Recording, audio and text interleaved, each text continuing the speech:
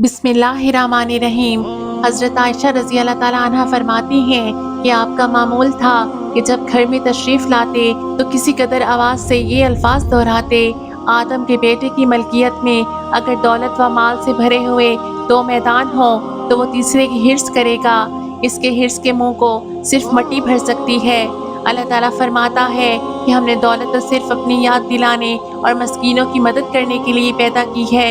जो खुदा की तरफ लौटे तो खुदा भी इसकी तरफ लौटेगा। इन अल्फाज की रोज़ाना तकरार से मकसूद ये था कि तमाम अहले बैत को दुनिया की बेसबाती और दौलत का हिच होना याद रहे। इशा पढ़कर आप रसूल पाक सल्लल्लाहु अलैहि वसल्लम हुज्रे में दाखिल होते, मिसवाक करके फ़ौरन सो रहते, पिछले पहर बेदार होते, तहज्जुद की नमाज अदा फरमाते। जब रात आखिर होती तो हज़रत आयशा रज़ी अल्लाह ताला अन्हा को उठाते और वो उठकर आपके साथ नमाज में शरीक हो जाती।